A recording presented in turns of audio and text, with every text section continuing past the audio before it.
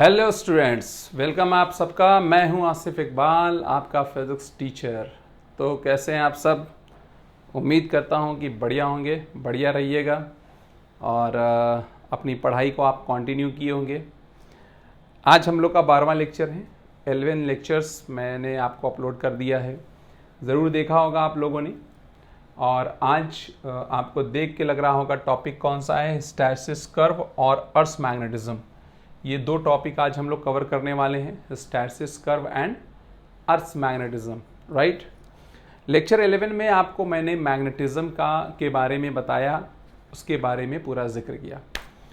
तो अब उसके आगे की कहानी है। डायामैग्नेटिज्म, पैरामैग्नेटिज्म और फेरोमैग्नेटिज्म के बारे में जिक्र कर लिया था। डोमेन का कॉन्सेप्ट किस में था? फेरोमैग्नेटिज्म, फेरोमैग्नेटिक सब्सटेंसेस में। मैंने बताया था कि जो फेरोमैग्नेटिक सब्सटेंस होते हैं उसमें डोमेन होते हैं, और जब उसको मैग्नेटाइज करने की आप कोशिश करते हैं तो पूरा का पूरा डोमेन घूमता है, और डोमेन घूमने की वजह से उसमें मैग्नेटाइजेशन या एक परमानेंट मैग्नेटिक मोमेंट आता है। ठीक है, तो इसके बारे में आपसे चर्चा हुई है, चर्चा परिचर्चा काफ़ी हो चुकी है। अब एक नया टॉपिक हम लोग पढ़ने जा रहे हैं, हिस्टैरिसीस कर्व। तो इस वीडियो को शुरू करते हैं, और आपसे निवेदन है कि आप सब बड़े ही डिसिप्लिन होकर के बैठिए। मैं हर वीडियो में आपको कहता रहता हूँ, जब भी इस वीडियो लेक्चर को देखिए डिसिप्लिन होकर बैठिए। कॉपी पेन नोट्स अपनी बाकायदे ले करके बैठिए। नोट्स में चीज़ें नोट भी करते रहिए, इंटरेक्ट करते रहिए। जहाँ कोई चीज़ लगे फ़ौरन पॉज करिए, नोट करिए, पॉज करिए, नोट करिए और फिर आगे बढ़िए। ठीक है, तो आइए शुरू करते हैं बिना किसी विलंब के। और आज मैंने फिर थोड़ा सा चेंज किया है। परिवर्तन प्रकृति का नियम है, तो चेंज करते रहते हैं, तभी इसका आनंद भी है। तो आइए थोड़ा मॉड्यूल खोलते हैं ना, ताकि पता चले कि कहाँ थे हम लोग। कल मैंने आपसे फेरोमैग्नेटिक सब्सटेंस की बात करी थी, और फेरोमैग्नेटिक सब्सटेंस में मैंने आपको बताया था कि डोमेन जैसी चीज़ होती है। तो आपको याद आ रहा होगा कि जो फेरोमैग्नेटिक सब्सटेंस होता है ना, फेरोमैग्नेटिक सब्सटेंस, उसमें डोमेन होते हैं। मैं ऐसे ही बना दे रहा हूं। और इसमें कौन होता है? Atomic magnets. These are the atomic magnets. सारे डोमेन आड़े तिरछे रहते हैं, जिसकी वजह से नेट मैग्नेटिक मोमेंट क्या होता है? 0। यानी ये अभी जो है इनका अलाइनमेंट अपने हिसाब से है, और इस क्रिस्टल का नेट मैग्नेटिक मोमेंट क्या है? 0 हो रहा है। ठीक, बात समझ में आ रही है आपके? हम लोग इस फेरोमैग्नेटिक सब्सटेंस के मैग्नेटाइजेशन, डीमैग्नेटाइजेशन, अपोजिट डायरेक्शन में मैग्नेटाइजेशन, डीमैग्नेटाइजेशन के बारे में पढ़ने जा रहे हैं। ठीक बात है। यानी हम लोग इस फेरोमैग्नेटिक सब्सटेंस को लेंगे, पहले से मैग्नेटाइज करेंगे, फिर डीमैग्नेटाइज करेंगे, फिर मैग्नेटाइज करेंगे, और फिर डीमैग्नेटाइज करेंगे। ठीक है, तो आइए यहाँ पर इसकी इस पूरी घटना को समझने के लिए हम एक ग्राफ ड्रॉ करने जा रहे हैं। ठीक है, क्या ड्रॉ करने जा रहे हैं जी? ग्राफ। ये ग्राफ किसका है? इंटेंसिटी ऑफ मैग्नेटाइजेशन का, और एक जो मैग्नेटिक इंटेंसिटी थी, है ना, आई मतलब जो magnetic moment per unit volume रहता है वो, और एच क्या है? जो external magnetic field, magnetic moment per unit volume आपने अप्लाई किया था। तो आई और एच के बीच का ग्राफ खींचेंगे। आई एच डिपेंड करेगा जो एक्सटर्नल फील्ड आप लगाओगे, और आई डिपेंड करेगा जो इसमें पैदा होगा, इंड्यूस होगा। कल मैंने इंटेंसिटी ऑफ मैग्नेटाइजेशन की चर्चा कर दी थी, तो आज आपसे बहुत डिटेल में बात नहीं कर रहा हूं मैं आई के बारे में, आई को यूज कर ले रहे हैं। ठीक, चलो जी। अब मान लीजिए कि हमने इसको क्या किया है, इस क्रिस्टल को एक सोलेनॉइड के अंदर रख दिया है। किसके अंदर रख दिया है? सोलेनॉइड के अंदर।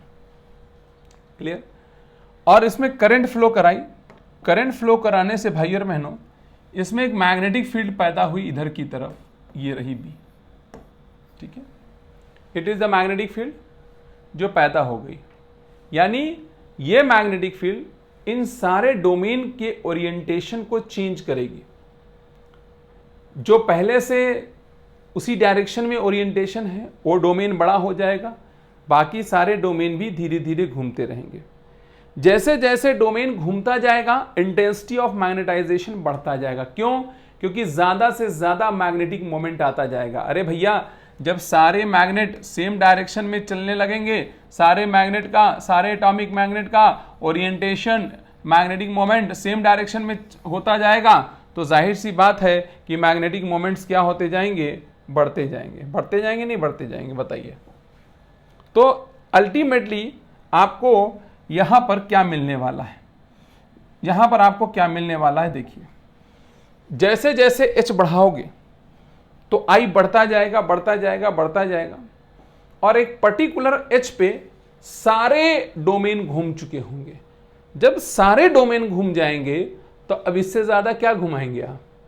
इससे ज्यादा कहां से आएगा मैग्नेटिक मोमेंट? अरे भैया, सारे डोमेन घूम गए, सब एक ही डायरेक्शन में हो गया, तो अब आप डोमेन कहां से घुमाएंगे? इसका मतलब क्या होगा? इस ग्राफ के अंदर देखोगे तो जैसे जैसे h बढ़ेगा तो एक सर्टेन h तक I बढ़ेगा, और बढ़ने के बाद फिर कांस्टेंट हो जाएगा। समझ में आ गया? यानी ग्राफ O से A तक चला जाएगा। समझिएगा, बड़ी जबरदस्त बातें होने वाली हैं आपसे, बहुत ही जबरदस्त। ग्राफ O से A चला गया, मैग्नेटाइजेशन बढ़ा, और मान लीजिए एक सर्टेन H0 तक ये कहानी हुई, यहां तक ये अपने मैक्सिमम इंटेंसिटी ऑफ मैग्नेटाइजेशन को गेन कर लिया। ये इंटेंसिटी ऑफ मैग्नेटाइजेशन है, ठीक है।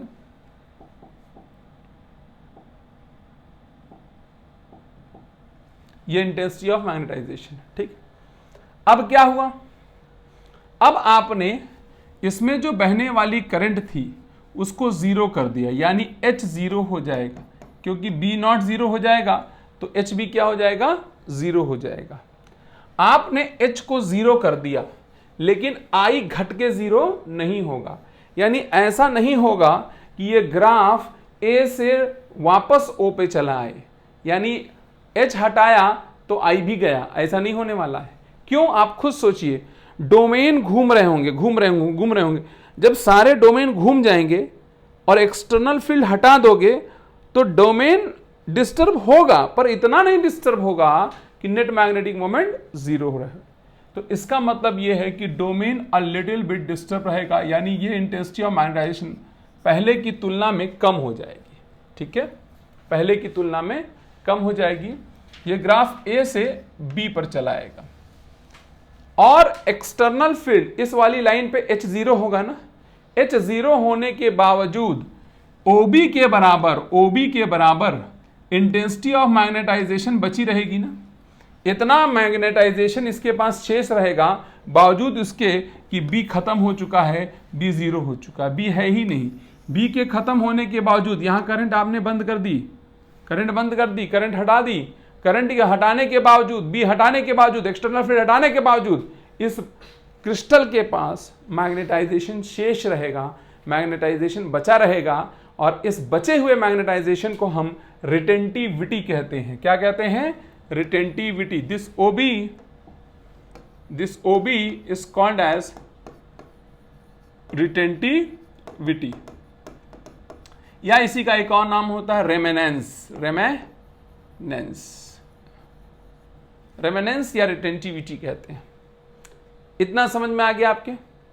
कोई दिक्कत नहीं, कोई परेशानी नहीं। हमने मैग्नेटाइज किया, सैचुरेशन तक मैग्नेटाइज हुआ, फील्ड हटाए, वापस जीरो नहीं हुआ, कुछ बचा रहा, जो बचा रहा वही रिटेंटिविटी। आगे बढ़ते हैं। अब हम क्या करते हैं, इसमें जो हमने करंट फ्लो कराई थी उस करंट का डायरेक्शन क्या करें, हम पलट दें, उसका डायरेक्शन उल्टा कर दें। यानी मैग्नेटिक फील्ड इधर पैदा हो रही थी, अब मैग्नेटिक फील्ड इधर पैदा हो जाए, ठीक। मैग्नेटिक फील्ड जो इधर पैदा हो रही थी भाइयों बहनों, अब वो मैग्नेटिक फील्ड इधर पैदा हो जाए, उल्टा पैदा हो जाए। यानी H अगर पहले इधर हम बढ़ा रहे थे तो अब अपोजिट डायरेक्शन में बढ़ाने लगे। तो ये जो डोमेन थे सब कैसे घूम गए थे, याद करिए, सब इसी की डायरेक्शन में अलाइंड हो चुके होंगे ना, राइट। ये वाला डोमेन ज्यादा बड़ा हो गया होगा, ये ऐसे सब घूमे हुए थे डोमेन, एटॉमिक मैग्नेट्स ऐसे घूम गए होंगे, सारे के सारे पहले वाले फील्ड की डायरेक्शन में घूमे होंगे। अब आपने जो फील्ड लगाया है वो फील्ड कैसा लगा दिया है, अपोजिट में लगाया, तो ये क्या करेगा अपोजिट वाला फील्ड, ये अपोजिट वाला फील्ड इन डोमेन्स को डिस्टर्ब करेगा, इनको कहेगा चलो घूमो, यानी ये जो अलाइंड हुए थे इनका डिसअलाइनमेंट शुरू हो जाएगा। क्या शुरू हो जाएगा, डिसअलाइनमेंट शुरू हो जाएगा। तो जब डिसअलाइनमेंट शुरू हो जाएगा इसका मतलब जो मैग्नेटिक मोमेंट एक डायरेक्शन में था वो मैग्नेटिक मोमेंट बर्बाद होना शुरू होगा, यानी कभी ना कभी तो ऐसा होगा कि आप H बढ़ाते जा रहे हैं, बढ़ाते जा रहे हैं, बढ़ाते जा रहे हैं, बढ़ाते जा रहे हैं और इसका पूरा का पूरा मैग्नेटिक मोमेंट बर्बाद हो जाए। क्या हो जाए, इसका पूरा का पूरा मैग्नेटिक मोमेंट बर्बाद हो जाए। H बढ़ाते जा रहे हो, I कम होता जा रहा है, होता जा रहा है, होता जा रहा है और जीरो हो गया। यस और नो, एक पर्टिकुलर H की वैल्यू जो माइनस में है यानी अपोजिट डायरेक्शन में है, OC के लिए इंटेंसिटी ऑफ मैग्नेटाइजेशन जीरो हो गई, यानी आपने अपोजिट में फील्ड लगाया और ये डीमैग्नेटाइज हो गया। क्या हो गया, डीमैग्नेटाइज। O से A की घटना में क्या हुआ था, ये मैग्नेटाइज, फिर क्या हुआ यहां पर, डीमैग्नेटाइज। समझ में आ गया। आपने अपोजिट डायरेक्शन में फील्ड लगाया, डिसअलाइनमेंट शुरू हुआ और कुछ समय के बाद इसका अलाइनमेंट गड़बड़ हो गया, नेट मैग्नेटिक मोमेंट जीरो हो गया, इंटेंसिटी ऑफ I जीरो हो गया, ये बर्बाद हो गया, मैग्नेट खत्म हो गया इसके अंदर से। अच्छा, आप नहीं माने। अब आप क्या किए, जो एक्सटर्नल फील्ड है इसको और बढ़ाने लगे, तो अब जितने एटॉमिक मैग्नेट्स हैं वो इस डायरेक्शन में अलाइन होना शुरू हो जाएंगे कि नहीं हो जाएंगे, यानी हम ये कहेंगे कि अब ये दोबारा मैग्नेटाइज होगा। इस डायरेक्शन में था पहले मैग्नेटाइज, डीमैग्नेटाइज हुआ बीच में, अब इधर की ओर मैग्नेटाइज होना शुरू होगा, यानी अपोजिट डायरेक्शन में मैग्नेटाइजेशन बढ़ेगा। फिर वही बात आएगी, कुछ समय के बाद सारे के सारे जो एटॉमिक मैग्नेट्स होंगे या डोमेन होंगे सब इस डायरेक्शन में अलाइंड हो जाएंगे, यानी फिर से एक सैचुरेशन पॉइंट आएगा लेकिन अपोजिट डायरेक्शन में आएगा, तो ग्राफ C से D चला जाएगा। अच्छा, जिस वैल्यू पर OC पे, OC वो H की वैल्यू है, OC वो H की वैल्यू है जिस पे ये डीमैग्नेटाइज हुआ था, OC को हम कहते हैं कोएरिसिविटी। क्या कहते हैं, कोएरिसिविटी, या कभी कभी कोएरिसिव फोर्स भी कह देते हैं, कोएरिसिव फोर्स। ठीक, रिटेंटिविटी जो बचा रहा और कोएरिसिविटी जिसको लगाने से, जिस फील्ड को, जिस एक्सटर्नल मैग्नेटिक इंटेंसिटी को लगाने से वो तहस नहस हो जाए, डीमैग्नेटाइज हो जाए। फिर आप अपोजिट डायरेक्शन में मैग्नेटाइज करते गए और ये अपोजिट डायरेक्शन में मैग्नेटाइज हुआ, वही सूरत जो वहां हुई थी। फिर आपने क्या किया, एक्सटर्नल फील्ड को हटा दिया। जब एक्सटर्नल फील्ड को हटाया तो वापस ये कुछ वैल्यू कम हो जाएगी, उतनी नहीं कम होगी लेकिन कुछ वैल्यू जरूर कम हो जाएगी भाई और बहनों।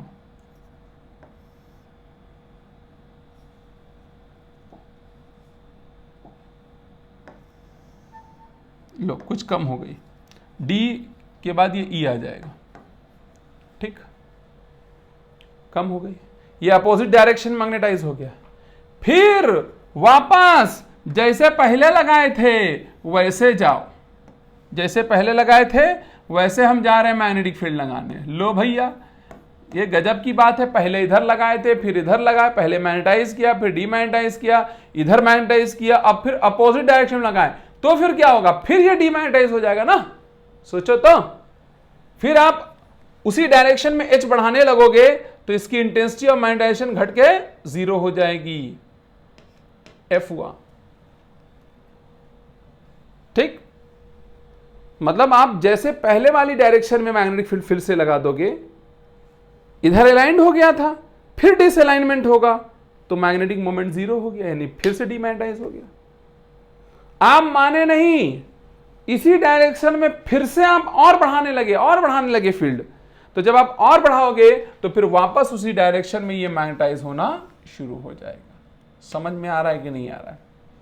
तो यहां पर हमको एक कर्व मिलता है जिसमें हम पहले इसे मैग्नेटाइज करते हैं, फिर H हटाते हैं, फिर डीमैग्नेटाइज करते हैं, फिर ये रीमैग्नेटाइज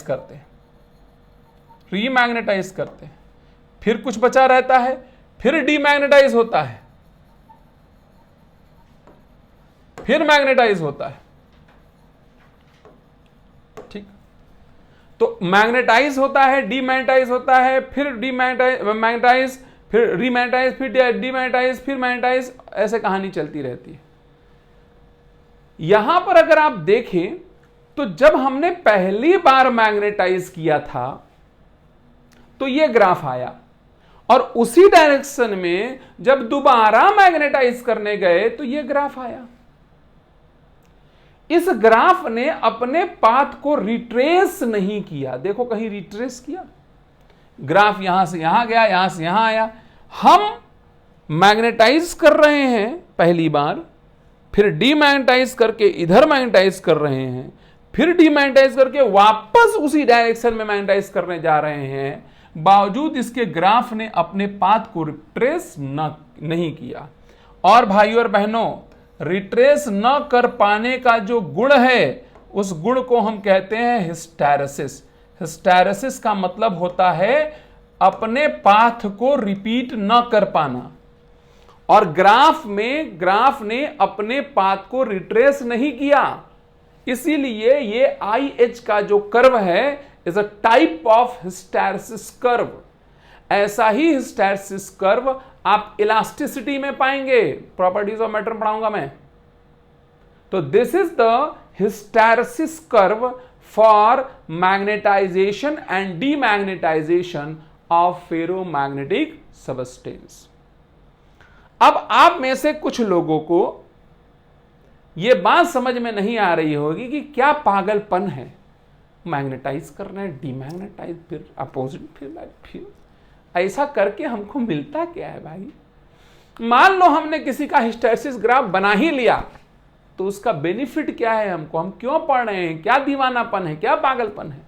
तो बताता हूं भाई और बहनों, जब भी आप किसी का ग्राफ बनाएंगे, किसी भी फेरोमैग्नेटिक सब्सटेंस का, आप उसकी रिटेंटिविटी देख करके ये जान जाएंगे कि वो कितना तगड़ा मैग्नेट बनेगा या कितना कमजोर मैग्नेट बनेगा। पॉइंट नंबर 1, अगर आपने देखा कि रिटेंटिविटी ज्यादा है तो इसका मतलब वो अच्छा मैग्नेट बन रहा है, उसके अंदर मैग्नेटिक फील्ड पैदा करने की कैपेबिलिटी ज्यादा स्ट्रॉन्गर है। समझ में आ रहा है? रिटेंटिविटी से आपको अंदाजा लग जाएगा इस FMS की, इस फेरोमैग्नेटिक सब्सटेंस की के अंदर परमानेंट मैग्नेटिज्म आने की कितनी औकात है या कितनी संभावना है। Point number 1। पॉइंट नंबर 2, कोएरेसिविटी देख करके समझ जाओगे आप कि कौन कितना तगड़ा मैग्नेट है। मैं बताता हूं कोएरेसिविटी क्या है। डीमैग्नेटाइज करने वाला फील्ड। अगर आपने छोटी फील्ड में किसी को रखा और वो डीमैग्नेटाइज हो गया तो इसका मतलब कोएरेसिविटी कम है। स्ट्रॉन्ग फील्ड में रखा फिर भी डीमैग्नेटाइज नहीं हो रहा है, इसका मतलब कोएरेसिविटी ज्यादा है। जिसकी कोएरेसिविटी ज्यादा उसको डीमैग्नेटाइज करना मुश्किल, और जिसकी कोएरेसिविटी कम उसको डीमैग्नेटाइज करना आसान। तो पहली इंफॉर्मेशन, किसमें कितना ज्यादा मैग्नेटिज्म को बनाए रखने की कैपेबिलिटी है, रिटेंटिविटी से पता चलेगी। और कौन कितना आसानी से किसके मैग्नेटिज्म को हम बर्बाद कर सकते हैं, ये कोएरेसिविटी बताएगा। जिसकी कोएरेसिविटी ज्यादा उसके मैग्नेटिज्म को बर्बाद करना उतना ही मुश्किल। अच्छा, 1-2 इंफॉर्मेशन तो समझ गए आप। तीसरा इंफॉर्मेशन, जब आप इसे मैग्नेटाइज डीमैग्नेटाइज करते हो तो जाहिर सी बात है कि इस डोमेन को ओरिएंट करने में, डोमेन को घुमाने में ऊर्जा का खर्चा होता है। और ये जो ऊर्जा का खर्चा होता है उसे हम हिस्टैरिसीस लॉस कहते हैं। क्या कहते हैं? Hysteresis loss. और हिस्टैरिसीस लॉस का अंदाजा आप इस जो ग्राफ को देख रहे हैं ना, इसके एरिया से लगा सकते हैं। आप चाहें कि इसके एरिया का हम इस ग्राफ का हम एरिया लें, ये एरिया आपको अंदाजा दे देगा कि कौन ज्यादा ऊर्जा का खर्चा करेगा और कौन कम ऊर्जा खर्चा करेगा। समझ में आ रहा है कि नहीं? कौन ज्यादा ऊर्जा खर्चा करेगा और कौन कम करेगा। ठीक, इसके एरिया से आपको अंदाजा लगेगा। ठीक है, ये देखो, क्लियर है? इसके एरिया से अंदाजा लगेगा। तो 3 बातें आपके सामने आ गई। समझ में आ गया कि कौन ज्यादा अपने अंदर मैग्नेटिज्म की प्रॉपर्टी को संभाल के रखेगा, कौन जल्दी डीमैग्नेटाइज होगा, और किसके को मैग्नेटाइज डीमैग्नेटाइज करने में किसमें ऊर्जा का खर्चा ज्यादा होगा। आप कहेंगे चलो जी हमको यह बात पता चल ही गई, तो फायदा क्या है? इसका फायदा यह है कि जब आपको किसी भी जगह फेरोमैग्नेटिक सब्सटेंस का इस्तेमाल करना पड़े, जैसे हम लोग आगे भी पढ़ेंगे, इलेक्ट्रोमैग्नेट में करना पड़ता है, ट्रांसफार्मर में करना पड़ता है, मैग्नेट बनाने के लिए करना है, तो किस फेरोमैग्नेटिक सब्सटेंस का चुनाव किया जाए, सिलेक्शन किया जाए, वो इसी हिस्टैरिसीस कर्व से हमको समझ में आएगा। इसको बना लीजिए। जो स्मार्ट लोग उर्फ कोढ़ी लोग हैं वो स्क्रीनशॉट ले सकते हैं। बाकी बनाना चाहते हैं तो पॉज करके बना लीजिए। आप समझदार और पढ़े लिखे लोग हैं, मुझे बताने की ज़रूरत नहीं है। टिकटॉक वाले लोग हैं, आजकल इंस्टाग्राम की रील बने होंगे। ये देखो, ये रहा, ये देखो, इसमें थोड़ा अक्षर इधर उधर हो गया है, ये वही है जो मैंने लिखा है। ये सब वही सब लिखा हुआ है। रिटेंटिविटी जिसकी जितनी ज़्यादा होगी, मटेरियल उतना ज़्यादा होगा, कोएर्सिविटी जितने ज़्यादा होगा, ये डिनाइज करना उतना ही डिफिकल्ट होगा। यही सब फालतू बातें लिखी हुई है। मैं फालतू की नहीं, मतलब काम की बात है। The suitable FMS can be chosen by hysteresis curve. Suitable FMS, अलग अलग काम के लिए हम अलग अलग FMS लेंगे। ठीक है, चलो फौरन से पहले हम पहुंचते हैं इस पे। तो ये समझ में आ गया कि नहीं आया? जल्दी बताओ, हाँ या ना। खैर, क्या बताओगे? कमेंट बॉक्स में कमेंट क्या करिए। अगर कोई सुधार की गुंजाइश है तो जरूर सुधार करेंगे और बेहतर करेंगे, है ना। आइए, यहां पर मैं 2 चीजें ले रहा हूं। स्टील तो हरा चल रहा है, ये लो, स्टील और सॉफ्ट आयरन। कौन कौन? Soft iron. स्टील और सॉफ्ट आयरन समझते। सॉफ्ट आयरन का मतलब ये नहीं है कि दबाव तो दब जाएगा आयरन। सॉफ्ट आयरन नाम है आयरन। और स्टील क्या है? स्टील भी आयरन का ही डेरिवेटिव है। ठीक है, अगर मैं इनके ग्राफ्स बनाऊं आपके सामने तो कैसे बनेंगे वो देख लो। अलग अलग कलर से बनाते हैं, आनंद आ जाएगा आपको। सबसे पहले बनाते हैं उसका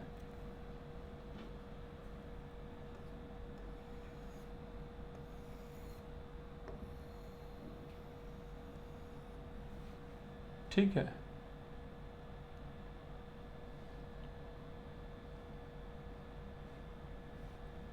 और दूसरा नंबर बनाते हैं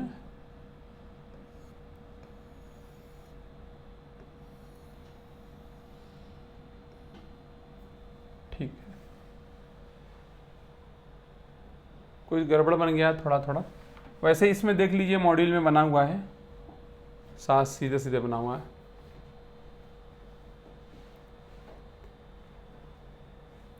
यहां भी उतना देख लो यहां। अच्छा चलो, मैं यहां क्लियर कर दे रहा हूं। ये समझ में आ रहा है कि नहीं आ रहा? दिख रहा है कि नहीं दिख रहा है? यार इसको ठीक से बनाता हूं, रुक जाओ। स्टील वाला थोड़ा, ये तो समझ में आ गया होगा, इसमें तो कोई प्रॉब्लम नहीं होगी आपको, है ना।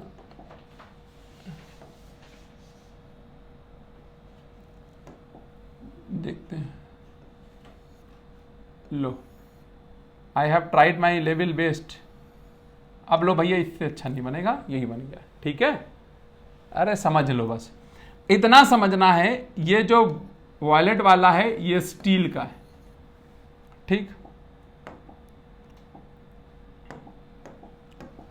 और ये वाला सॉफ्ट आयरन का।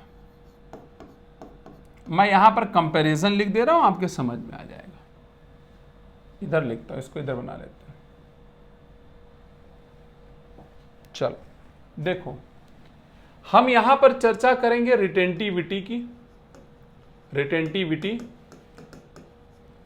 हम बात करेंगे कोएरिसिविटी की, हम बात करेंगे हिस्टैरिसीस लॉस की, हिस्टैरिसीस लॉस। एक और चीज है रिलेटिव परमेबिलिटी की भी बात करूंगा मैं यहां पर, ठीक है।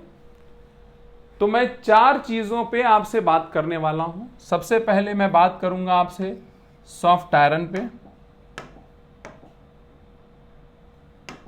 सॉफ्ट आयरन पे, और दूसरी बात मैं करूंगा स्टील पे। समझिएगा, रिटेंटिविटी किसकी ज्यादा है? स्टील की। देखो ये यहां कट कर रहा है और स्टील ऊपर कट कर रहा है, तो स्टील की ज्यादा है रिटेंटिविटी, और कोएरिसिविटी भी स्टील की ज्यादा है। तो यहां पर हम लिखेंगे मोर और यहां पर भी मोर, ठीक, कोई दिक्कत की बात नहीं, राइट। दोनों में मोर मोर लिख दिया। उसके बाद सॉफ्ट आयरन में ये लेस है और ये भी लेस है। अच्छा, एक बात बताइए, यहां पर हिस्टैरिसीस लॉस किस में ज्यादा है? हिस्टैरिसीस लॉस, अगर आप हिस्टैरिसीस लॉस देखेंगे तो स्टील में ज्यादा है, उसका एरिया ज्यादा है ना, और सॉफ्ट आयरन का एरिया कम है। जिसका एरिया ज्यादा लॉस ज्यादा, तो हिस्टैरिसीस लॉस यहां पर क्या हो जाएगा? सॉफ्ट आयरन का लेस और इसका मोर। अब आखिरी चीज है परमेबिलिटी किसकी ज्यादा है? तो परमेबिलिटी भाई और बहनों सॉफ्ट आयरन की ज्यादा होती है और इसकी लेस होती है। इतना क्लियर हो गया आपको? कोई दिक्कत वाली बात नहीं है। अब मुझे चुनाव करना है, जैसे मान लीजिए मुझे परमानेंट मैग्नेट बनाना है। क्या बनाना है? परमानेंट। अरे जो स्कूल में इस्तेमाल कर रहे हो, तो मुझे क्या लेना चाहिए? जब मैं परमानेंट मैग्नेट बना रहा हूं तो मेरी ख्वाहिश ये होगी कि भैया उसका रिटेंटिविटी ज्यादा हो और जल्दी डीमैग्नेटाइज ना हो, जल्दी डीमैग्नेटाइज ना हो। आप यही तो चाहेंगे? बंद करिए। तो अगर रिटेंटिविटी आप चाहते हैं कि ज्यादा और जल्दी डीमैग्नेटाइज ना हो, इसका मतलब हाई रिटेंटिविटी और हाई कोएरिसिविटी चाहते हैं। हाई रिटेंटिविटी एंड हाई कोएरिसिविटी चाहते हैं आप। हाई रिटेंटिविटी हाई कोएरिसिविटी कौन है? स्टील। तो इसीलिए परमानेंट मैग्नेट में स्टील का इस्तेमाल होगा। जब आपको इलेक्ट्रोमैग्नेट बनाना है, इलेक्ट्रोमैग्नेट मतलब अरे जो सोलेनॉइड होता है उसी के बीच में हमको कोर लगाना। तो जब आपको सोलेनॉइड के बीच में कोर लगाना है तो एक फेरोमैग्नेटिक सब्सटेंस का कोर लगाना होता है।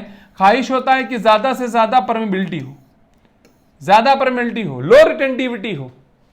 तो ज्यादा परमेबिलिटी, लो रिटेंटिविटी किसकी है? सॉफ्ट आयरन की। वहां सॉफ्ट आयरन यूज करते हैं। ऐसे ही हम लोग ट्रांसफार्मर पढ़ेंगे। ट्रांसफार्मर में भी हाई परमिएबिलिटी चाहिए, हाई परमिएबिलिटी, लो हिस्टैरिसीस लॉस। अब हाई परमिएबिलिटी और लो हिस्टैरिसीस लॉस किसमें है? सॉफ्ट आयरन में। तो ट्रांसफार्मर में भी सॉफ्ट आयरन यूज होता है, इलेक्ट्रोमैग्नेट में भी सॉफ्ट आयरन यूज होता है, लेकिन परमानेंट मैग्नेट बनाने के लिए स्टील का इस्तेमाल किया जाता है। तो ये हिस्टैरिसीस कर्व की कहानी है। आपके मॉड्यूल में भी आपको मैं एक बार दिखा देता हूं। ये देखो, for permeability magnet, for permanent magnet, not permeability magnet, it is the permanent magnet है, इसको सही कर लेना, permanent magnet. FMS should have high retentivity, high coercivity, therefore steel is better choice. For the core of electromagnet transformer, FMS should have high permeability, low retentivity, low coercivity and low hysteresis loss. Permeability ज्यादा होना चाहिए, retentivity कम, कोर्सिविटी कम, hysteresis loss कम। तो इसलिए soft iron better choice होता है। ठीक है, इन दोनों पे भी, इन दोनों स्टेटमेंट पे कई बार क्वेश्चन आया है। तो this is all about ferromagnetic substance भाई और बहनों। और मैंने आपको यहां पर हिस्टैरिसीस कर्व के बारे में पूरी जानकारी दे दी। ये IH कर्व होता है जो आपको इन सारी चीजों की इंफॉर्मेशन देता है सही तरीके से फेरोमैग्नेटिक सब्सटेंस का चुनाव करने के लिए, सिलेक्शन करने के लिए। I hope you understand the hysteresis curve. All right, चलिए अच्छी बात है। तो सबस्टेंसेस जो मैटर है, मैटर का हमने मैग्नेटिज्म पढ़ लिया। ठीक है, अब हम पढ़ने जा रहे हैं अर्थ मैग्नेटिज्म, या हम उसी को एक और नाम देते हैं जियोमैग्नेटिज्म। वो जियो नहीं है, जियोमैग्नेटिज्म, जियो ने ही तो बर्बाद कर रखा है, क्या बताया जाए। चलो, अर्थ मैग्नेटिज्म या फिर जियोमैग्नेटिज्म के बारे में बात करते हैं। देखिए, इसके लिए आपको थोड़ा सा अर्थ की ज्योग्राफी को समझने की जरूरत है, राइट। अगर आप अर्थ की ज्योग्राफी को समझेंगे तो आप अर्थ के मैग्नेटिज्म को समझ पाएंगे एक अच्छे तरीके से, एक अच्छे अंदाज में। तो आइए मैं बताता हूं। ये रहा, देखिए, राइट। काफी बड़ा ग्लोब लिया है मैंने, है ना। चलो समझिएगा क्या है। इसको छोड़ दिए, स्टैंड को छोड़िए, इसको पकड़िए, ऐसे सीधे पकड़िए, है ना, राइट। चलो मैं आपको बताता हूं, ठीक है, मैं आपको बताता हूं। अर्थ को ऐसे रखते हैं, अभी इसको इग्नोर करिएगा, इसके एक्सिस और स्टैंड को, है ना। बस आप ये समझिए गोला सा। देखिए, अर्थ जो है वो क्या शेप है उसका, वैसे तो ओवल है, जानते हैं आप, है ना। यहां पर ये एक इसका एक्सिस है जिसके अबाउट ये घूम रही है, राइट। आप इसको ट्रू एक्सिस कहेंगे, ट्रू एक्सिस, पृथ्वी का ट्रू एक्सिस। ये वाला जो पोल है इसे हम नॉर्थ पोल कहते हैं, और इसको क्या कहते हैं, साउथ पोल। भाई ज्योग्राफिकली हम लोगों ने 4 दिशाएं निर्धारित करी है, north, south, east, west. North, south, east और वेस्ट, ठीक बात है। आप अगर ऐसे अर्थ को बनाएं और यहां पर खड़े हो जाएं तो ये नॉर्थ है, ये साउथ है, नीचे इधर वेस्ट और इधर ईस्ट। धरती मां ऐसे, इसको छोड़िए, ऐसे घूम रही है वेस्ट टू ईस्ट, समझ में आ रहा है आपके। तो ये जो पोल है ये कहलाता है साउथ पोल और ये कहलाता है नॉर्थ पोल। समझिएगा मेरी बात, ठीक है। पहले मैं ज्योग्राफी पढ़ा रहा हूं, बता रहा हूं, पढ़ा कह रहा हूं, बता रहा हूं। इसका जो एक्सिस है ये कहलाता है ज्योग्राफिकल एक्सिस। क्या कहलाता है, ज्योग्राफिकल एक्सिस। ये नॉर्थ है और ये साउथ। अरे वही वाला ज्योग्राफी वाला नॉर्थ है, साउथ है। इसको हम ट्रू नॉर्थ और ट्रू साउथ भी कहते हैं, ठीक, बहुत अच्छी बात। इस पृथ्वी को 2 बराबर हिस्सों में बांटने वाली वो लाइन जो ज्योग्राफिकल एक्सिस के परपेंडिकुलर है उसे हम इक्वेटर कहते हैं। आप देखेंगे यहां पर हर जगह, अगर आपको दिख रहा विजिबिलिटी हो, नहीं तो मैग्नीफाई कर लेना, ये इक्वेटर बना हुआ है, इसको ज्योग्राफिकल इक्वेटर कहते हैं। इस गोले को कहते हैं, इस आधे गोले को कहते हैं नॉर्दर्न हेमीस्फीयर, NHS, और इधर वाले गोले को कहते हैं साउदर्न हेमीस्फीयर, SHS। ठीक, इतना समझ में आता है, बिल्कुल सिंपल बात है, कोई ऐसी कठिन बात नहीं है। कक्षा 5 में 6 में आपने जरूर पढ़ा होगा अगर ज्योग्राफी आपको पढ़ने का मौका मिला हो। एक बात ये समझ में आ गई आप लोगों के। अब क्या है, ये जो धरती मां है, it behaves like a magnet. ये भी मैग्नेटिक फील्ड पैदा करती है। अरे ये मैग्नेटिक फील्ड पैदा करती है, ऐसा कैसे, क्यों, ऐसा कैसे? अगर आप धरती पे जाओ और किसी भी मैग्नेट को हवा में लटकाओ तो वो ज्योग्राफी के साउथ नॉर्थ के अलोंग रुकती है, कहीं नहीं रुकेगी। कंपास आप लोग है ना, आप लोग यूज करते हो ना कंपास, वो ज्योग्राफी के साउथ नॉर्थ में ही रुकेगी भाई और बहनों, और किसी डायरेक्शन में नहीं रुकने वाली। अगर वो ज्योग्राफी के साउथ नॉर्थ में रुकती है, हर जगह मैग्नेट ज्योग्राफी के साउथ नॉर्थ में रुकता है, इसका मतलब दाल में कुछ काला है। कोई तो है जो मैग्नेट को कहता है कि तुम साउथ नॉर्थ में रुको वरना हम तुमको कच्चा नहीं छोड़ेंगे। तो कौन है ये जो इसको साउथ नॉर्थ में रोके रखता है? वो है इस धरती मां का magnetic field.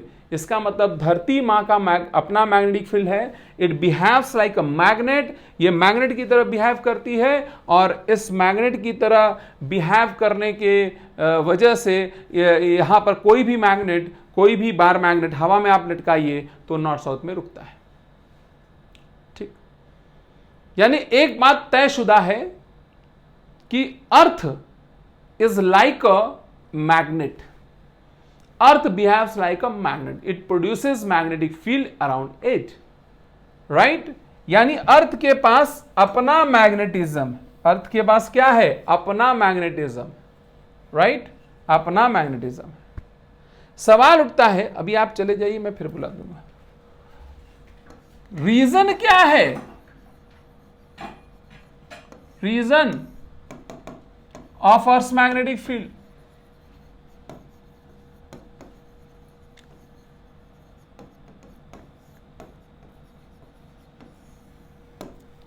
Region of earth magnetic field, earth के मैग्नेटिक फील्ड का वजह क्या है, रीजन क्या है?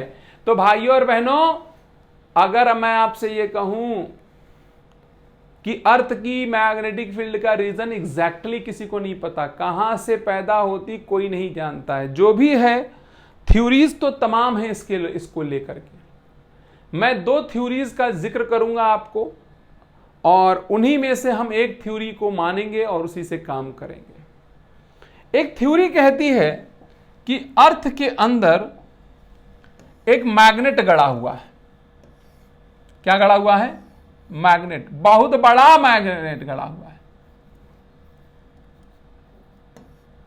एक मैग्नेट गड़ा हुआ है, इसको हम अर्थ मैग्नेट कहते हैं, अर्थस मैग्नेट। और ये जो मैग्नेट है, यही मैग्नेटिक फील्ड पैदा करता है। बड़ा अच्छा, बहुत बढ़िया, काफी अच्छा लग रहा है।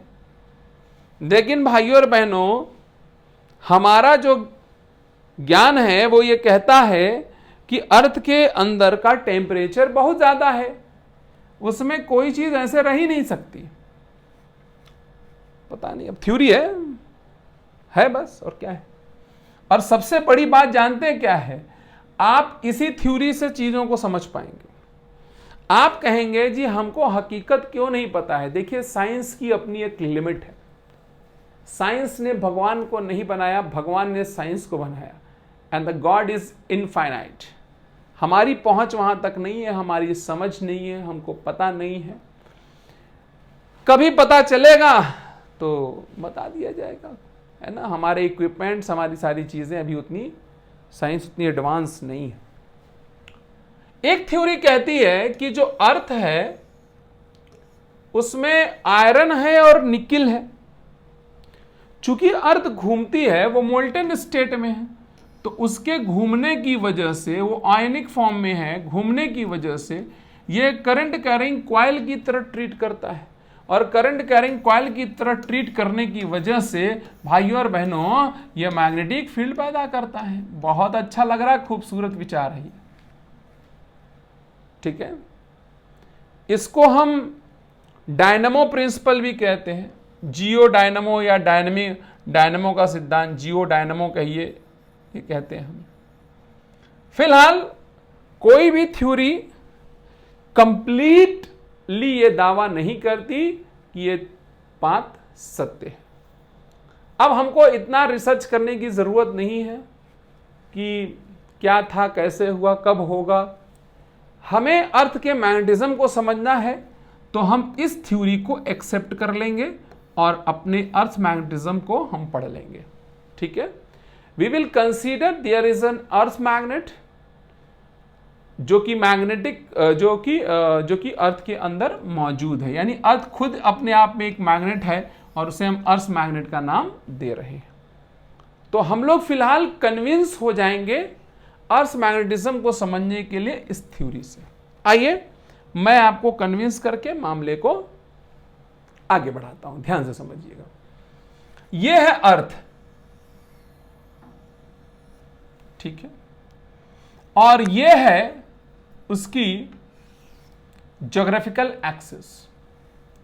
यह ज्योग्राफिकल नॉर्थ है, मैंने एनजी लिखा है, और ये ज्योग्राफिकल साउथ है, एसजी लिखा है। Earth is revolving like this, और इसको दो भाग में बांटने वाला ये है ज्योग्राफिकल इक्वेटर। कौन है ये? Geographical equator. बहुत ध्यान से समझिएगा, आनंद आने वाला है आपको, है ना। एक ही बार में सब समझ जाएंगे, कुछ है नहीं इसमें, दम वम है नहीं, बिल्कुल दो कौड़ी का माल है ये, ठीक।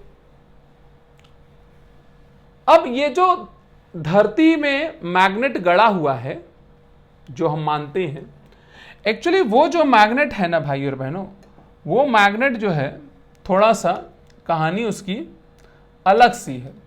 कहानी ये है कि वो मैग्नेट इस एक्सिस के अलोंग नहीं दबा है, बल्कि वो मैग्नेट कुछ एंगल बनाते हुए, और ये एंगल अप्रॉक्सीमेटली जो वैल्यू दी जाती वही मैं दे रहा हूं 11.3 डिग्री है। वैसे आप 11.5 तक भी ले सकते हैं, किसी किसी किताब में कभी कभी 17.5 लिखा हुआ, गलत है, 11.3 डिग्री होगा, ठीक है, इतना एंगल। और व्हाट वी कंसीडर नाउ कि भैया यहां पर एक मैग्नेट है जो गड़ा हुआ है। मैं बना देता हूं इसको, थोड़ा सॉलिड मैग्नेट बना देता हूं,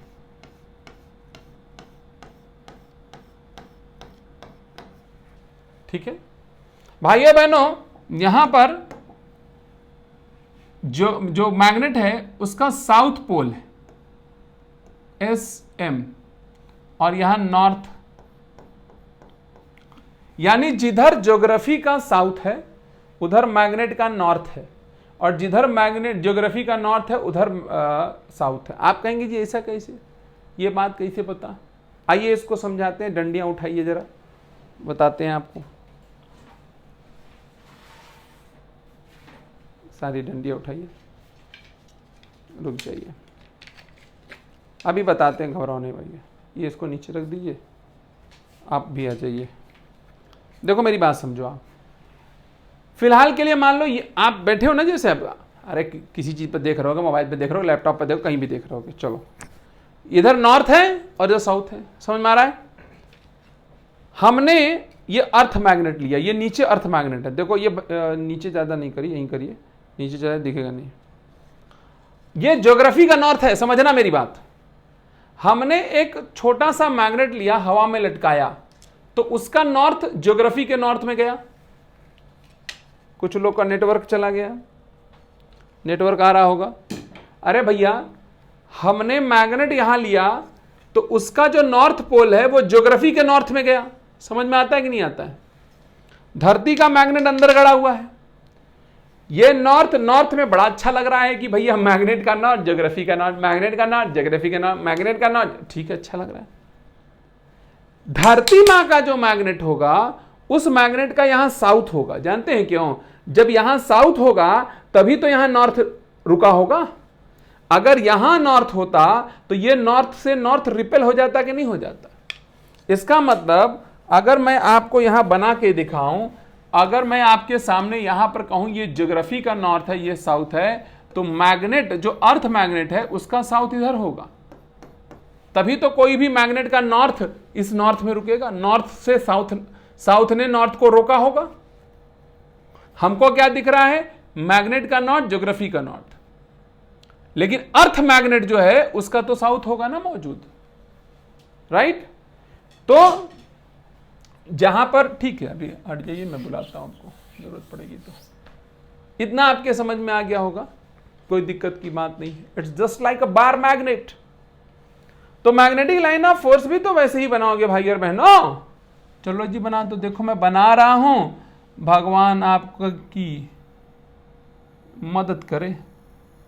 मैं भी बीच में मिटा भी दूंगा जब मुझे लगेगा कि जहां गलत हो रहा है। चलो अच्छा जा रहा है। ये मैग्नेटिक लाइन ऑफ फोर्स है जो कि नॉर्थ से चली है और साउथ में घुस गई है जाके मैग्नेट के, और ज्योग्राफी के साउथ से चली है, नॉर्थ में घुस गई है। इतना सबको क्लियर हो रहा है? कोई दिक्कत हो तो बता दीजिए। ये जो एक्सिस है मैग्नेट का, this axis is called as magnetic axis. क्या कहते हैं इसको? Magnetic axis. और भाइयों और बहनों और पढ़े लिखे चमत्कारी लोगों, इस मैग्नेटिक एक्सिस के परपेंडिकुलर एक लाइन बनाइए जो अर्थ को दो बराबर हिस्सों में बांट रहा है। हम इसे कहेंगे मैग्नेटिक इक्वेटर। क्या बोलेंगे? Magnetic equator. सिंपल है। तो मैग्नेटिक इक्वेटर क्या है, मैग्नेटिक एक्सिस क्या है, ज्योग्राफिकल इक्वेटर, ज्योग्राफिकल एक्सिस, सारी बातें मैंने आपको बता दी। अब हमें अर्थ के लिए कुछ एलिमेंट्स हैं अर्थ मैग्नेटिज्म के, वो हमें समझने हैं। जैसे angle of declination, angle of dip. सबसे पहले angle of declination, angle of declination represented by alpha या कोई और। सबसे पहला टर्म मैं आपको समझाने जा रहा हूं एंगल ऑफ नहीं, एंगल ऑफ डिक्लिनेशन पहले नहीं समझाते तो फिर गड़बड़ कर देंगे। सबसे पहला जो टर्म आपको है वो समझाते हैं geographical meridian. Geographical meridian, meridian क्या होता है? ज्योग्राफिकल मेरिडियन समझिएगा। आप लाइए जरा अर्थ लाइए और वो डंडियां लाइए, डंडियां 2-3 लाइएगा, 2 लाइए। ठीक है, आइए। अब क्लास होती तो बच्चों को बुलाते, थोड़ा आनंद भी आता, लेकिन अब क्लास नहीं है तो क्या किया जाए, इन्हीं को बुलाना पड़ रहा है सर कोई। ये लीजिए, यहां पर एक एक्सिस ज्योग्राफिकल एक्सिस है, मैं ज्योग्राफिकल एक्सिस बना रहा हूं। ये पूरा एक्सिस आपको दिख रहा है, पकड़ लीजिए जरा तो एक तरफ। ठीक है, ये बड़ा सा ज्योग्राफिकल एक्सिस मैंने बना दिया, थोड़ा ऊपर कर लीजिए। राइट, समझ में आ रहा है? आप इमेजिन करिए, आप कहीं पर भी खड़े हो, आप यहां इक्वेटर पे खड़े हो, आप कहीं पर भी खड़े हो, इमेजिन करिए उस जगह खड़े होकर के एक ऐसा प्लेन जो ज्योग्राफिकल एक्सिस से पास हो रहा। यहां पर देखिए, ऐसा कोई भी प्लेन जो ज्योग्राफिकल एक्सिस से होकर के जाए, इमेजिनरी प्लेन होगा, यह बात याद रखिएगा, आर्बिट्रेरी प्लेन होगा। ऐसा कोई भी प्लेन जो ज्योग्राफिकल एक्सिस से होकर जाए, हम उसे कहेंगे ज्योग्राफिकल मेरिडियन। क्या कहेंगे? Geographical meridian. Point number 1। अब ज्योग्राफिकल एक्सिस के बाद दूसरा एक्सिस कौन सा है? Magnetic axis. थोड़ा तिरछा होगा, तिरछा कर लीजिए। ये ज्योग्राफिकल था, मैं इससे थोड़ा तिरछा कर ले रहा हूं। ये लो, इसको छोड़ दीजिए, ऊपर ही दिखाते हैं। इसको पकड़िए, उसको छोड़ दीजिए। राइट, ऐसे कर लीजिए। चलिए, आप सबसे अच्छा। ठीक है, तो जो प्लेन मैग्नेटिक एक्सिस से होकर के जाएगा इमेजिनरी, उसको कहेंगे मैग्नेटिक मेरिडियन। जो अगर आप कहीं भी खड़े हो जाइए और एक प्लेन की कल्पना करिए, उस जैसे यहां पर आप खड़े, इस पॉइंट पे खड़े, इंडिया वाले पॉइंट पे खड़े हैं, तो ये देखो, ये एक प्लेन बना, यहां गए तो यहां एक प्लेन बना, यहां गए तो यहां एक प्लेन बना। तो ये जो प्लेन बनता है इसे कहते हैं मैग्नेटिक मेरिडियन। तो ज्योग्राफिकल मेरिडियन बता दिया मैंने और आपको मैग्नेटिक मेरिडियन बता दिया। वो प्लेन, वो इमेजिनरी प्लेन जो ज्योग्राफिकल एक्सिस पास हो, geographical meridian, magnetic axis pass हो, मैग्नेटिक मेरिडियन। ठीक, ये 2 टर्म मैंने आपको समझा दिया लगे हाथों। आइए अब लगे हाथों दूसरा टर्म भी समझा देते हैं। That is angle of declination. Angle of क्या? डिक्लिनेशन, यानी हम अल्फा की बात करने जा रहे हैं आपसे। एंगल ऑफ डिक्लिनेशन क्या है? एंगल ऑफ डिक्लिनेशन वो भी समझिए। देखिए, किसी भी जगह आप खड़े हो जाइए, इसके लगाइए, ये ज्योग्राफिकल मेरिडियन कहीं होगा और मैग्नेटिक मेरिडियन होगा, उनके बीच का जो एंगल आएगा ज्योग्राफिकल मेरिडियन। जैसे मान लीजिए आपने, हटाइए जरा हाथ, तो मान लीजिए आपने ये कल्पना करी कि ये है ज्योग्राफिकल मेरिडियन या मैग्नेटिक मेरिडियन, जिसे भी कह लीजिए, और आपने क्या किया कि यहां पर एक और इमेजिनरी, उसी पॉइंट पर, सेम पॉइंट पर भाई और बहनों, एक कल्पना करा एक और प्लेन की। तो ये वाली मान लीजिए कि है ज्योग्राफिकल मेरिडियन और ये वाली जो है मान लीजिए कि मैग्नेटिक मेरिडियन। तो भाइयों बहनों इनके बीच का जो एक्यूट एंगल होता है, जो इनके बीच का एक्यूट एंगल होता है, that acute angle is called as angle of declination. समझिएगा, जैसे मैं आपको दिखाता हूं, अगर मैं यहां पर हूं, सपोज कर लीजिए मैं यहां पर हूं, तो मेरे लिए एंगल ऑफ डिक्लिनेशन देखो यही, इसी में ज्योग्राफिकल एक्सिस भी होगा, सॉरी इसी में ज्योग्राफिकल मेरिडियन भी आएगा, इसी में, अरे यही यार ये एक प्लेन मानो ना, इसी में तो ज्योग्राफिकल एक्सिस भी आ जाएगा, मैग्नेटिक एक्सिस भी आ जाएगा, तो दोनों प्लेन सेम हो गया कि नहीं हो गया? तो एंगल ऑफ डिक्लिनेशन कितना हो गया? 0। ये जो एंगल ऑफ डिक्लिनेशन होता है ये प्लेस टू प्लेस वेरी करता रहता है। और एक मजे की बात बता दे रहा हूं, एडिशनल इंफॉर्मेशन है, टाइम टू टाइम भी वेरी करता रहता है। आप कहेंगे जी ऐसा कैसे? अब ये बहुत बड़ी बात है। देखिए ये सब समझने के लिए आपको इतना समझ लीजिए कि जो नॉर्थ है ना, ज्योग्राफी का नॉर्थ, जिसे हम ट्रू नॉर्थ कहते हैं, ज्योग्राफी के नॉर्थ को ही हम ट्रू नॉर्थ कहते हैं, वो ट्रू नॉर्थ नॉर्थ स्टार से तय होता है। तो टाइम के साथ और प्लेस के साथ वेरी करता रहता है। आपको टाइम के साथ जरूरत नहीं जानने की, प्लेस टू प्लेस, जैसे यहां मैंने 0 दिखा दिया, कहीं और जाओगे तो कुछ और एंगल आएगा, अलग अलग जगहों पर अलग अलग एंगल आएगा। अच्छा, जैसे यहां 0 आया है तो इधर भी तो 0 आएगा, यहां और भी कई जगहों पर 0 आ सकता है। जैसे यहां 0 आएगा तो इधर भी एक 0 आ जाएगा। यहां एंगल ऑफ डिक्लिनेशन 0 आ गया हर जगह, यहां एंगल ऑफ डिक्लिनेशन हर जगह 0 आ गया। समझ में आ गया कि नहीं आ गया? तो angle of declination place to place vary करता है। एक और चीज है, इसको पकड़िए, ठीक है, अभी किनारे खड़े हो जाइए फिर बुलाता हूं। एक और चीज है जो आपको मजे की समझने की जरूरत है ना? जो मैग्नेटिक मेरिडियन होता है, हमने क्या कंसीडर किया कि यहां मैग्नेट गड़ा हुआ है और ये जो लाइन, ये जो प्लेन जा रहा है वो मैग्नेटिक मेरिडियन है। तो मैग्नेटिक मेरिडियन अगर बनाओगे तो उसमें मैग्नेटिक लाइन ऑफ फोर्स लाई करेगी कि नहीं लाई करेगी? मैग्नेटिक मेरिडियन में मैग्नेटिक लाइन ऑफ फोर्स लाई करती है। अगर आपने पीछे मैग्नेटिक मेरिडियन बना रखा है तो यहां मैग्नेटिक लाइन ऑफ फोर्स लाई करेगी। ठीक, इसको और अभी विस्तृत में समझाएंगे। फिलहाल आपको 3 पॉइंट मैंने समझाया, geographical meridian, magnetic meridian, geographical meridian, magnetic meridian और एंगल ऑफ डिक्लिनेशन। अगर आप अपने व्यवहारिक जिंदगी में एंगल ऑफ डिक्लिनेशन को समझना चाहते हैं तो कैसे आपको एंगल ऑफ डिक्लिनेशन मिलेगा? डिक्लिनेशन नीडल होती है, उसके थ्रू पता चलता है। मैं आपको समझाता हूं कैसे। एक डंडी उठाइए, दीजिए, मेरी बात समझिए, बहुत सिंपल। देखो होता क्या है कि देखो ये ट्रू नॉर्थ है ना, समझो, पता नहीं, ये ट्रू नॉर्थ है, ये साउथ है। तो जो मैग्नेट का नॉर्थ होगा वो थोड़ा सा इधर होगा ना, तिरछा होगा ना, अरे हाँ या ना? तो जब आप मैग्नेट को ट्रू नॉर्थ में रखते हो, ठीक, तो वो एग्जैक्टली ट्रू नॉर्थ में नहीं जाता है, वो ट्रू नॉर्थ से कुछ एंगल बना लेता है, ट्रू नॉर्थ से कुछ एंगल बना लेता है। तो ट्रू नॉर्थ वाला जो होगा वो कहलाएगा ज्योग्राफिकल मेरिडियन, और जो एंगल बना लिया, जितना एंगल बना लिया वही एंगल क्या हो जाएगा? Angle of declination.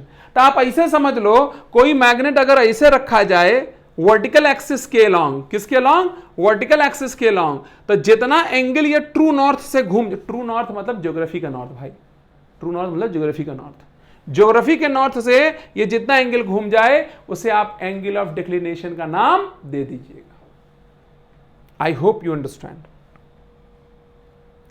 Angle of declination.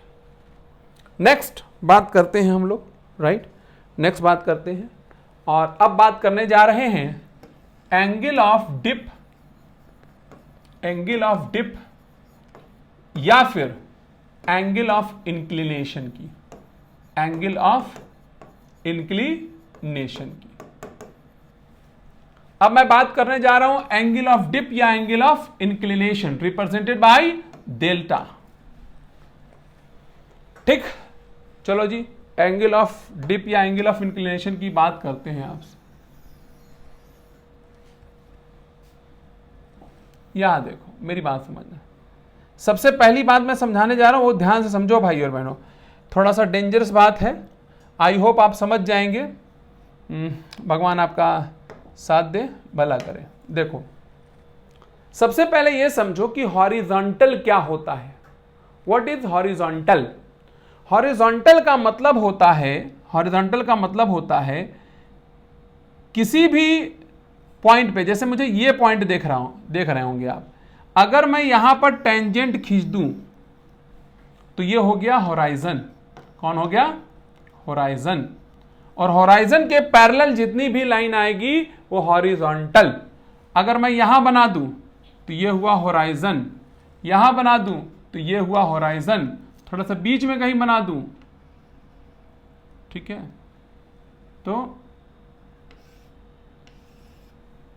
ये इसके पैरेलल हुआ ना, ये हुआ होराइजन। अरे इसके पैरेलल देखो, ये हुआ ना, तो होराइजन हुआ। अब ध्यान से सुनना, यहां पर जब आप आए हो, जब आप पोल पे हो, जरा गौर करिएगा, जब आप पोल पे हो, वेरी वेरी इंपॉर्टेंट, बहुत ध्यान से देखिएगा, बहुत ही ध्यान से इसको देखिए। जब आप यहां पर आए हो तो नेट मैग्नेटिक फील्ड जो धरती मां की है वो क्या है? इस होराइजन के या हॉरिजॉन्टल के परपेंडिकुलर है कि नहीं है? यानी अगर आप पोल पे गए, आइए जरा सा फट से आ जाइए तो मेरे पास, वेरी गुड, बहुत अच्छी बात है। ये हॉरिजॉन्टल है भाइयों बहनों, फील करिए, फील इट, ऐसे पकड़िए, ऐसे पकड़िए, इसको छोड़िए, इसको स्टैंड छोड़िए, ऐसे पकड़िए।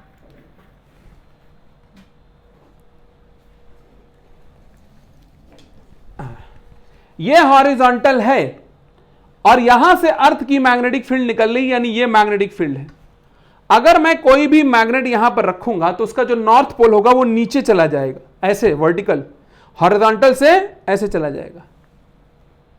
अरे चल, हॉरिजॉन्टल से ऐसे चला जाएगा।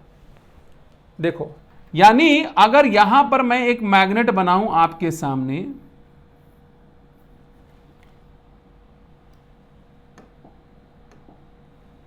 अगर मैं यहां पर एक मैग्नेट बना दूं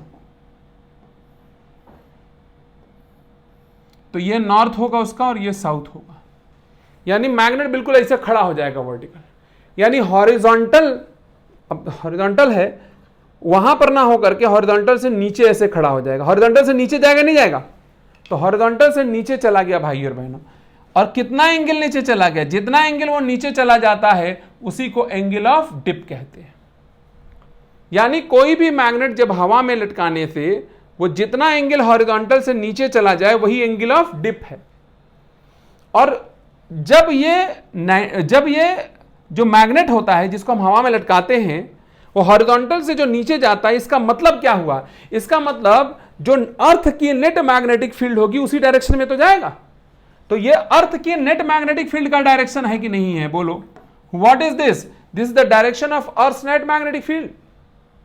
अगर यहां पर देखोगे तो अर्थ के नेट मैग्नेटिक फील्ड का डायरेक्शन भी तो ऐसे ही है, तो यहां पर भी 90 डिग्री होगा, लेकिन यहां हॉरिजॉन्टल से ऊपर जाएगा और यहां हॉरिजॉन्टल से नीचे। जैसे यहां पर मैग्नेट है, हॉरिजॉन्टल से ऊपर चला गया।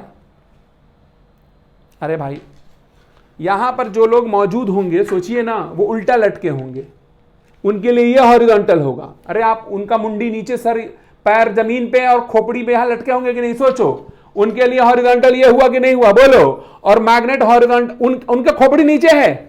अरे यार इमेजिन कर लो मेरे भाई, ये ऐसे लटके पड़े हैं, सोच लो, लटके पड़े, ये देखो ऐसे लटके हुए, खोपड़ी यहाँ है उनकी, तो ये उनके लिए ये नीचे है, ये ऊपर है, ये नीचे है, ये ऊपर है। ऐसे जाओगे तो उनके लिए ये ऊपर है ना, अरे ऐसे जाओगे तब उनके लिए ऊपर हुआ ना। तो ये हॉरिजॉन्टल है, ये मैग्नेट हॉरिजॉन्टल के ऊपर चला गया। अरे इस आदमी के लिए हॉरिजॉन्टल के ऊपर चला गया, हॉरिजॉन्टल के ऊपर हॉरिजॉन्टल के ऊपर चला गया कि नहीं चला गया? हॉरिजॉन्टल के ऊपर चला गया, यस और नो? यानी यहां पर हॉरिजॉन्टल के ऊपर है और यहां जो आदमी खड़ा होगा, यहां पर सोचिए, यहां पर जो आदमी तो ऐसे खड़ा होगा, तो उसके लिए हॉरिजॉन्टल ये है और नेट मैग्नेटिक फील्ड नीचे है, तो हॉरिजॉन्टल से नीचे है। इस इक्वेटर से पहले मैग्नेटिक फील्ड हॉरिजॉन्टल के ऊपर होती है और इक्वेटर के बाद हॉरिजॉन्टल के नीचे होती है। अगर नेट मैग्नेटिक फील्ड हॉरिजॉन्टल के ऊपर हो तो डेल्टा निगेटिव होता है, और अगर नीचे हो तो डेल्टा पॉजिटिव होता है। समझ में आ रहा है कि नहीं आ रहा है? अगर नेट मैग्नेटिक फील्ड हॉरिजॉन्टल से ऊपर हो तो डेल्टा निगेटिव और नीचे हो तो डेल्टा पॉजिटिव। समझ में आ गया? यानी अगर मैं आपको कोई भी एंगल ऑफ डिप की वैल्यू दे दूं तो क्या आप मुझे बता पाएंगे कि नॉर्दर्न हेमिस्फीयर में है या साउदर्न में है? आपको समझ में आया होगा कि नॉर्दर्न हेमिस्फीयर में डेल्टा इज पॉजिटिव और साउदर्न हेमिस्फीयर में डेल्टा इज निगेटिव। आप थोड़ा और इधर जाइए, जब यहां जाएंगे, अच्छा बिल्कुल जब इक्वेटर पे आएंगे तो नेट मैग्नेटिक फील्ड ये हुई कि नहीं हुई, बोलो बी। और देखो ये हॉरिजॉन्टल के पैरेलल है ना, अरे हॉरिजॉन्टल बनाओगे तो यहां ऐसे ही तो बनेगा, तो यहां डेल्टा क्या हो गया, 0। इक्वेटर पे डेल्टा 0, इस पोल पे डेल्टा 90, इस पोल पे भी डेल्टा 90। बस इस पोल के और इस पोल के डेल्टा के 90 का क्या मतलब है, यहां डेल्टा -90, यहां डेल्टा +90। समझ में आया कि नहीं आया? पोल से इक्वेटर चलने पे एंगल ऑफ डिप चेंज होता जाएगा भाई और बहनों, 90 डिग्री से घट के 0 और 0 से फिर 90। जो SHS में होगा angle of dip that will be negative, और जो NHS में होगा दैट विल बी पॉजिटिव। अगर नेट मैग्नेटिक फील्ड हॉरिजॉन्टल के ऊपर है तो निगेटिव और हॉरिजॉन्टल के नीचे है तो पॉजिटिव। समझ में आया कि नहीं आया? तो सबसे पहले क्या बताया, ज्योग्राफिकल मेरिडियन, फिर क्या बताया, मैग्नेटिक मेरिडियन, फिर क्या बताया, एंगल ऑफ डिक्लिनेशन, फिर क्या बताया, एंगल ऑफ डिप। और एंगल ऑफ डिप कैसे वेरी करता है समझ में आया, पोल पे क्या होगा, इक्वेटर पे क्या होगा। ये फिगर आपको बनाना होगा क्योंकि ये फिगर आपके मॉड्यूल में बना नहीं है भाई और बहनों, इसे बनाना पड़ेगा। स्मार्ट लोग, अत्यंत कोड़ी लोग चाहे तो ये स्क्रीनशॉट ले ले, बाकी लोग इसको छाप सकते, बना सकते हैं। पॉज करके बना लीजिए खूबसूरत सा। ये नेट मैग्नेटिक फील्ड है BE।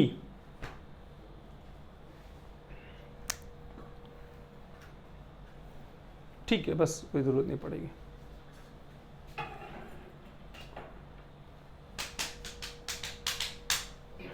जब आप पोल इक्वेटर पे पहुंचते हो तो अर्थ की मैग्नेटिक फील्ड बिल्कुल हॉरिजॉन्टल हो जाती है, पैरेलल हो जाती है, और यहां पर हॉरिजॉन्टल के नीचे रहती है, ऊपर रहती है सॉरी, और यहां हॉरिजॉन्टल के नीचे। जैसे आप आगे बढ़ोगे, देखो यहां हॉरिजॉन्टल है, समझना ये नीचे है ना हॉरिजॉन्टल के नीचे कैसे समझ में आ रहा है? ये लोग सोच रहे होंगे ये धरती का नीचे, अरे धरती यहां पे जब खड़े हो गए तो ये ऊपर हो गया ना भैया, यहां ऊपर है, देखो ऊपर है, और धीमे धीमे धीमे देखो ऐसे होगा, ये है, ये देखो यूं दोनों पैरेलल हो गए, फिर हॉरिजॉन्टल ऐसे होगा, ये नीचे जाएगी। देखो ये हॉरिजॉन्टल है, मैं दूसरे तरह का बना देता हूँ, दूसरी डंडी उठाइए तो दूसरी तरह की डंडी, ज़्यादा समझ में आएगा। लाइए, बहुत अच्छा, थैंक यू वेरी मच। ये हॉरिजॉन्टल, ये वाली डंडी देखो हॉरिजॉन्टल है, चमक रही है जो, ठीक, और ये अर्थ की नेट मैग्नेटिक फील्ड है। तो जैसे जैसे जाओगे वैसे वैसे हॉरिजॉन्टल के, देखो ये ऊपर है ना, हॉरिजॉन्टल के ऊपर है, फिर यहाँ आगे बराबर पैरेलल हो गया, फिर ये हॉरिजॉन्टल से नीचे जाएगा और यहाँ जाके एकदम परपेंडिकुलर हो जाएगा। समझ में आ गया? तो एंगल ऑफ डिप वेरी करती है -90 से +90 तक, या कह लो -90 से 0, 0 से 90। ठीक, आओ जी मॉड्यूल भी देख लेते हैं, थोड़ा उसके भी दर्शन कर ले। मैंने अभी बताया था ये जो इतना बड़ा जगह खाली, इसी में फोटो बनाना है, ये वाला इतनी बड़ी जगह खाली इसीलिए, मैदान पूरा खाली है। Geographical meridian, magnetic meridian, angle of declination बताया मैंने, एंगल ऑफ डिप बताया। अच्छा सुनिए, अर्थ के ऊपर कई जगहों पर एंगल ऑफ डिक्लिनेशन सेम होता है, तो जहां जहां एंगल ऑफ डिक्लिनेशन सेम उनको मिला दीजिए, जो लाइन बन के तैयार होती है उसको कहते हैं आइसोगोनिक लाइन। क्या कहते हैं? Isogonic lines. और कुछ जगहों पर एंगल ऑफ डिक्लिनेशन 0 आता है, उन लाइन को कहते हैं एगोनिक लाइंस। ठीक है, बात समझ में आ गया? ठीक उसी तरीके से एंगल ऑफ डिप के लिए भी यूज किया जाता है। कुछ जगहों पर एंगल ऑफ डिप 0 था, उन पॉइंट्स को, उन लाइंस को मिला दीजिए तो हो जाता है एक्लिनिक लाइन, और जहां एंगल ऑफ डिप सेम होता है वो कहलाता है आइसोक्लिनिक लाइन। अरे आइसोक्लिनिक बनेगी नहीं बनेगी? आइसोक्लिनिक जहां पर एंगल ऑफ डिप सेम हो। ये पूछा नहीं जाता, ये है भी नहीं, इसलिए मैंने इसको जल्दीबाजी में बता दिया, कोई मतलब नहीं। अब 2 चीजें हैं बिल्कुल लास्ट बताने जा रहा हूं आपको, अर्थ के मैग्नेटिज्म से रिलेटेड। ठीक है, उसके बाद सारी कहानी क्वेश्चन वाली है। वो है component of earth magnetic field, earth के मैग्नेटिक फील्ड का कंपोनेंट। चलिए आइए मैं इसको बताता हूं। आई होप आपने इसको बना लिया होगा। मैं इसे मिटा देता हूं, ये लो। कंसीडर करते हैं यहां पर एक मैग्नेटिक मेरिडियन। किसे?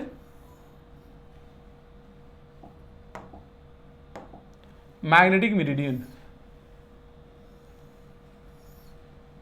ठीक। और इस मैग्नेटिक मेरिडियन से कुछ एंगल बनाता हुआ है कौन? Geographical meridian. ये कौन है? Geographical meridian. और ये कौन है? Magnetic meridian. ये जो है ये हॉरिजॉन्टल है, समझिएगा। ठीक। अब जैसे मान लीजिए आप यहां पर खड़े हैं, अर्थ की जरा अर्थ लाइए एक बार, तो थोड़ा सा विजुलाइज करा दे, फिर आगे बढ़ते हैं प्लीज। देखो यहां से लाइन निकली होगी और जा रही होगी, आप कहीं पर भी होंगे तो आपके हॉरिजॉन्टल से कुछ एंगल बनाते हुए जा रही होगी ना लाइन। ए भैया, अगर यहां जो आदमी खड़ा होगा उसके लिए तो लाइन ऐसे जा रही होगी ना, एकदम वर्टिकल, सोचो ना। और किसी के लिए हॉरिजॉन्टल से यहां पर देखो ऊपर रही होगी कि नहीं रही होगी? ऊपर रही होगी, हॉरिजॉन्टल से नीचे रही होगी, कुछ भी हो सकता है। मैं हॉरिजॉन्टल से नीचे बनाता हूं, बस करिए इतना ही, ठीक। हॉरिजॉन्टल से नीचे जाती हुई एक मैग्नेटिक लाइन ऑफ फोर्स है। ये किसकी मैग्नेटिक लाइन ऑफ फोर्स है? अर्थ की मैग्नेटिक लाइन ऑफ फोर्स है। अगर आप इस पे टेंजेंट खींचोगे तो नेट मैग्नेटिक फील्ड आएगी अर्थ की, इसको मैं बीई बोलता हूं। जितना एंगल ये नीचे है हॉरिजॉन्टल से, उसी को कहते हैं एंगल ऑफ डिप। समझ में आ गया? सिंपल है। यही एंगल ऑफ डिप इक्वेटर पे क्या हो जाएगा? जीरो, यानी ये जो बीई है वो सीधे हॉरिजॉन्टल हो जाती है। समझ में आ रहा है कि नहीं आ रहा है? तो किसी भी पॉइंट पे अगर आप बीई का इफेक्ट देखें हॉरिजॉन्टल डायरेक्शन में, क्या देखें? इफेक्ट। समझिएगा, आपको क्या देखना है? इफेक्ट देखिए। The effect of BE in horizontal direction वो कहलाता है हॉरिजॉन्टल कंपोनेंट, यानी बीएच। इसका इफेक्ट हॉरिजॉन्टल डायरेक्शन में, आप इसको समझना है, फील करना है। तो आप ऐसे फील कर सकते हो जैसे एक बॉडी रखी हुई है, आपने ऐसे फोर्स लगाया तो उसका असर हॉरिजॉन्टल डायरेक्शन में जो आया वही क्या होता है भाई? उसका जब ऐसे फोर्स लगाओगे तो इसका असर हॉरिजॉन्टल में भी आएगा, वर्टिकल में भी आएगा।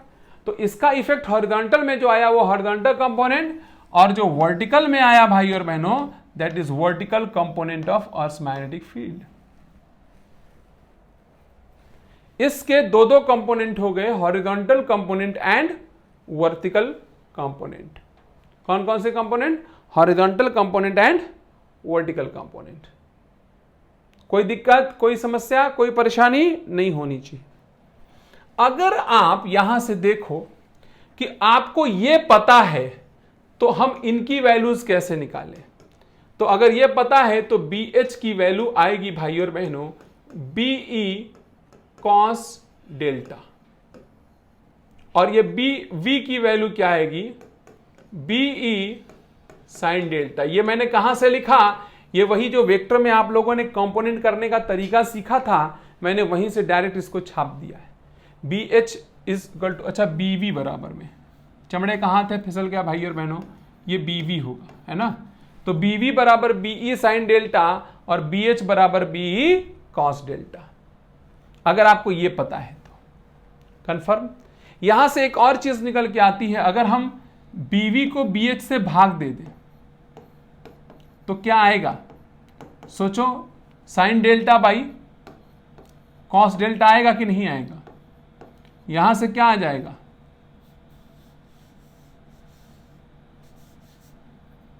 Sine delta by cos delta. Sine delta by cos delta tan delta हो जाएगा। तो tan डेल्टा बराबर क्या हो जाएगा? VV बाई में BH। समझ में आ गया कि नहीं? ये कंपोनेंट निकालना है अगर आपको अर्थ की नेट मैग्नेटिक फील्ड पता है। अच्छा, अगर आपको कंपोनेंट पता है तो अर्थ की मैग्नेटिक फील्ड कैसे निकालोगे? भैया BE क्या होगा? Resultant of BH and BV। अगर आपको कंपोनेंट पता हो तो आप अर्थ की मैग्नेटिक फील्ड कैसे निकालेंगे? BV और BH के बीच में कितना एंगल है? 90 डिग्री। तो जो BE की वैल्यू आएगी वो क्या आ जाएगी, जरा घट से बता दीजिए। √BH स्क्वायर प्लस में BV स्क्वायर। समझ में आ गया आपके? तो यहां पर हम लोगों ने अर्थ की हॉरिजॉन्टल कंपोनेंट और वर्टिकल कंपोनेंट के बारे में पढ़ाई की भाई और बहन। और एक बात समझिए, कंपोनेंट का मतलब क्या है? ऐसा थोड़ी कि बी तोड़ता ना, बीई का असर हॉरिजॉन्टल में और बीई का असर वर्टिकल में।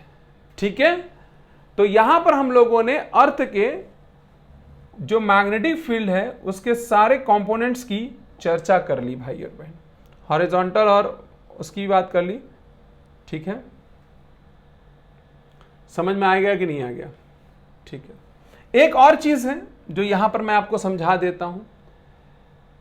देखिए, अगर मैं पोल्स पे आऊं, एट पोल, पोल पे क्या होता है? डेल्टा 90 डिग्री होता है कि नहीं होता है? या दूसरे लफ्जों में कहो कि पूरा पूरा बी वर्टिकल डायरेक्शन में होता है, हॉरिजॉन्टल में कुछ होता ही नहीं है।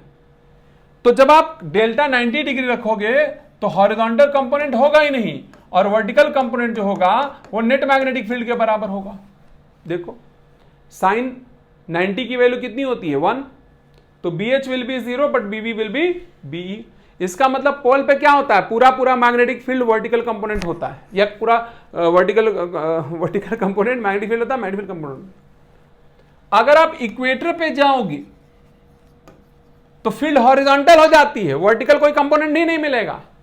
डेल्टा 0 डिग्री हो गया, और डेल्टा 0 करोगे तो BH बराबर BE आएगा और BV बराबर में 0 हो जाएगा। ठीक बात है? तो BV और BH की वैल्यू इक्वेटर और पोल्स पे क्या होती है वो भी मैंने आपको बता दी, और कैसे BV BH की वैल्यू निकाली जाती है और कैसे इससे निकाला जाता है ये भी बता दिया। कहानी यहां पर जो अर्थ के मैग्नेटिज्म से संबंधित बातें थी वो सब यहां तक मैंने बता दिया आपको। ठीक, यहां तक मैंने सारी बातें बता दी, यहां पर आप फिगर बना लीजिएगा। तो हम लोगों ने अर्थ मैग्नेटिज्म पढ़ा, अर्थ मैग्नेटिज्म में अर्थ मैग्नेटिज्म के एलिमेंट पढ़े और हिस्टैरिसीस कर्व आज पढ़ा। इस पर एक आखिरी टॉपिक है जिसमें मैं थोड़े से क्वेश्चन और थोड़ा पॉइंट डिस्कस करूंगा, और साथ ही साथ हम लोग थोड़ा सा स्टार्ट कर पाएंगे इलेक्ट्रोमैग्नेटिक इंडक्शन की बातें अगले टर्न पे। तो हम लोग अगले टर्न पे EMI की बातें करेंगे। तब तक अपना ध्यान रखिए, स्वस्थ रहिए, पढ़ाई करते रहिए। भगवान आप सबको अपनी हिफाजत में रखे। धन्यवाद। Thank you very much.